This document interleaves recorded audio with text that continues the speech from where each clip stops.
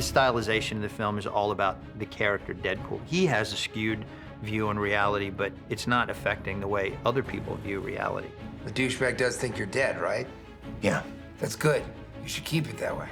What, like wear a mask? Yes, a very thick mask, all the time. This is the movie in which he builds the suit for the first time, puts the swords on, straps on guns, and becomes this kind of crazed, comedic, wisecracking character. Tell me where your fucking boss is, or you're gonna die in 5 minutes! Deadpool costume is something that is vitally important to this character. I mean, it's one of the most recognizable superhero costumes. The Deadpool look in the comics is very gritty and visceral. We researched all the various designs of Deadpool. Some of the costume designs are way too simple, some that are just way over the top. So we just had to find something that worked in the real world. When you're talking about a superhero suit, it can go terribly wrong, which we reference a few examples of. It's something that Ryan and Tim and everybody took incredibly seriously. And having the authenticity and the fine detail was crucial. We had about 10 weeks to create the suit from scratch, and that includes finalizing the design, making all the choices for fabric and color and details, all the layering of the suit, and then we sculpt in clay and or 3D model on the computer. Then you have to make molds and cast parts and do lots of samples to get everything looking right. And then, of course, fabricating the costume itself. There was a sort of dual process happening, which was on the one hand, we were building this super cool red superhero suit. On the other hand, we were making it look dirtier, uglier, the opposite of what you would normally do with a superhero costume. Finding the right red, that was pretty huge. It's tricky because what looks good in person is not always right for camera. And because we're in the day of social media and fans taking pictures everywhere, it has to look good on set. For post-production, if the color's muted already, it's very difficult to make it bright enough. So we had to come up with something in between that worked really good. We dye the fabric a certain color, and then when we print on top of it, it changes the whole tone of the color. So it's not a specific hue, it's just Deadpool red. Is the mask muffling my voice? It's all about the hero shot, right? So the mask was extremely crucial for us. We started sculpting the mask even before we were awarded the project. It was that important to me to get that right because that's everything. And the shape of the eyes, getting that expression in a static mask was super important. That in-your-face, aggressive, look out, here I am kind of thing. That's him, that's Deadpool.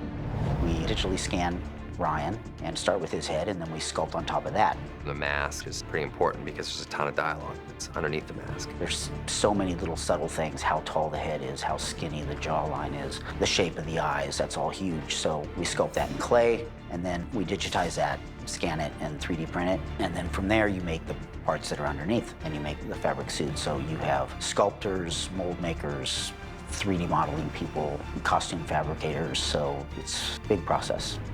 We have to build things in there so that he can breathe and the sweat isn't causing a problem. All those things were a concern. This is one of the Deadpool masks, completely finished out. We created it so that the eye pieces can come out separately. There's a release mechanism button in the back. Push it, pull the eyes. And we have different types of eyes for specific stunts that you can see better through, get more air, and you can exchange them on the fly. We knew from the get-go that he was gonna have to be extremely mobile. Huge stunts, parkour flips, and all this craziness. So from the very beginning, it had to be stretch fabrics. And so the trick is to create stretch fabrics that don't look like a yoga suit, spandex. Ryan's suit, basically hero suit, fits him perfectly. There were two main stunt guys on the film. One guy was more for like the hard hits and the flying and that kind of thing, and another one who did gymnastics and parkour flipping. So they each had their specific suits. For the stunts, the suit has contained within it pouches, basically, so you can put pads in specific areas, protection for your elbows and knees and that kind of thing. We took great pains to conceal it from the world so that we could unveil it with an incredible bearskin rug photo. I hope the fans go in and they're blown away by how cool and aggressive the suit is, and then I hope they forget about it and just watch the movie and enjoy it.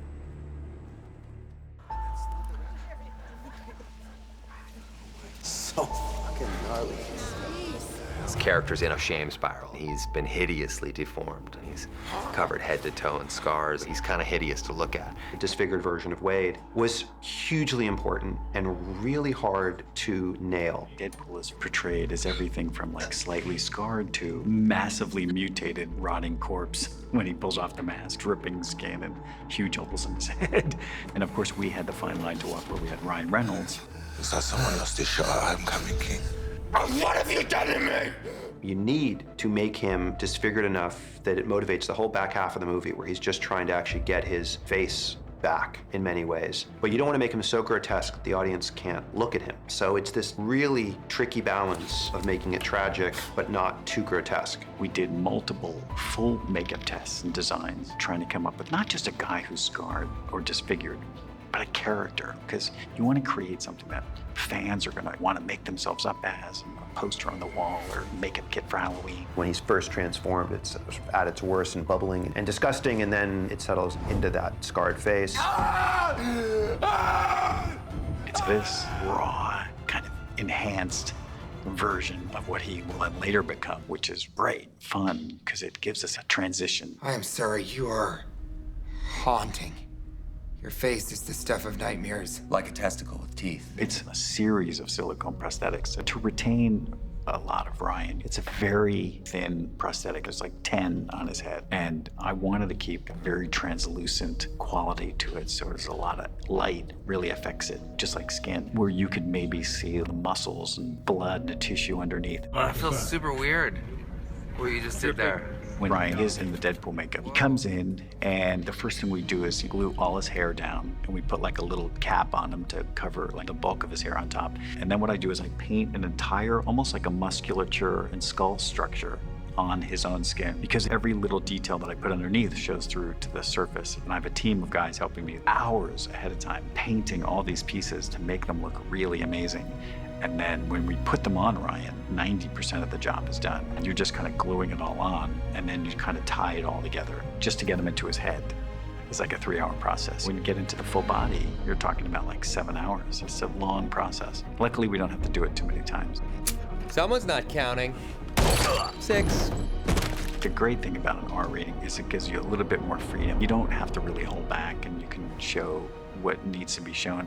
That being said, there are movies that are like bloody for bloody's sake. This is not that. It's more about the humor. Really?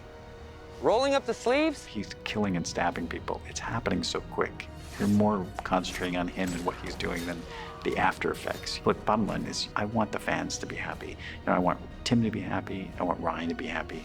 But you want the fans who love this stuff. I want to hear them go like, wow, that's really cool. For a second there, it felt like we were 3 mini lion robots coming together to form one super robot. Part of the comic that people love and I've always loved is that he references pop culture. He is like a aficionado of pop music, movies, TV, other comic books, his own comic book. And that was something that was really important to all of us to capture in the film. Deadpool has kind of like a unlimited pop culture canon at his disposal at any moment. And I think that's what makes him interesting. For me, Don't make the same mistakes I did. Got it? Yeah. Or else the whole world tastes like Mama June after hot yoga. There's not a specific rule about what are the things that he refers to. They are just things that just feel like Deadpool. Nice to see you, Jared. I'll take a foot long.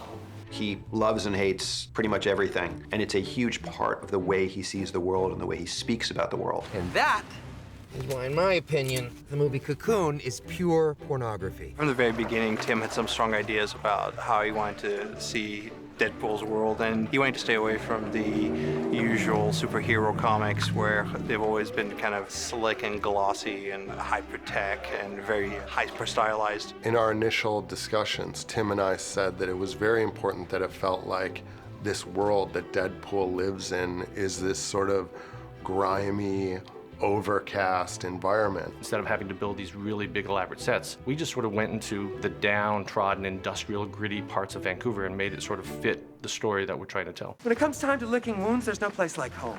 Deadpool's apartment should be on hoarders, you know, because he's got everything in there. Deadpool's lair was interesting. It was an extension of his character. He had to kind of represent who he was, what kind of went on in his mind and his psyche, and kind of represent his kind of dual nature. It's a little bit like Wade himself. It's overcrowded with tchotchkes, almost like his brain exploded onto the walls. I would maybe describe it as crack house chic. Which is like a really cool little like apartment shithole somewhere. It's like a lot of like old WWE characters showing up here and there.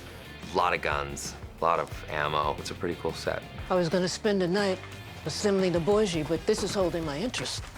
I told you we're going with the Urdvash, not the Bjorsha. Get it through your head or get out of fucktown. Shit. We thought it was a really fun idea to play with this idea of IKEA being furniture you have to build, and a blind woman building it is even funnier. Let's face it, I have trouble with IKEA furniture trying to put it together, because you always wind up with either 3 screws that, why do I have 3 screws? I'm supposed to use all these screws, or you don't have enough screws.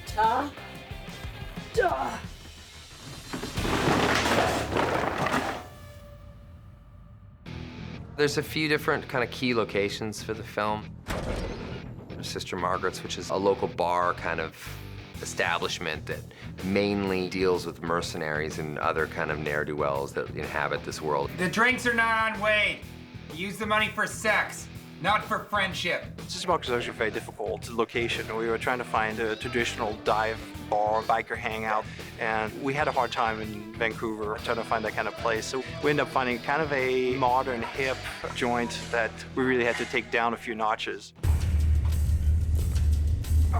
We have the workshop, which is the quote-unquote hospital that Wade ends up in when he's dying of cancer and thinks he's going there to be rehabilitated or given help, but in fact, that's where he's tortured.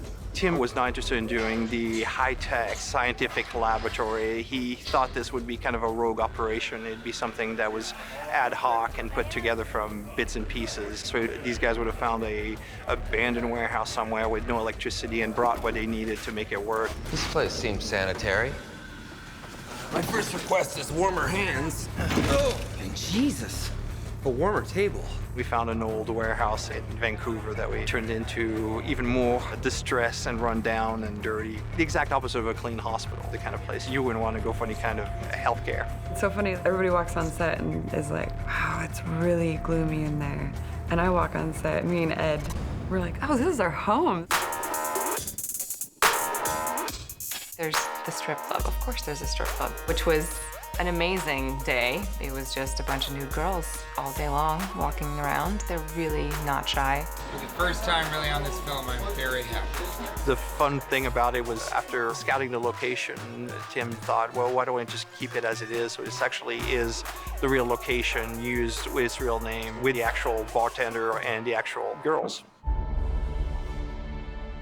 The scrapyard where a huge battle takes place. In the script, it was described as a shipwrecking yard. Tim drew inspiration from the shipbreakers in Malaysia, and he went something very big in scale. We had a hard time finding an actual location that had all the elements that Tim wanted. So we ended up finding a lifting yard that we end up bringing all our own scrap to. What we end up doing is I'm bringing 30 truckloads of scrap, boats and planes and helicopters and buses, and we end up creatively organizing them, trying to build them up and make it look like an actual junkyard. There was a realism to the film, something that was important to Tim, and I think helps differentiate the film from maybe more sort of poetic, stylized versions of superheroes. I want it to be believable. I want people to feel like they're watching a real story. To me, that allows me as a viewer to identify with the characters in the film. And I think that's the way this movie is handled.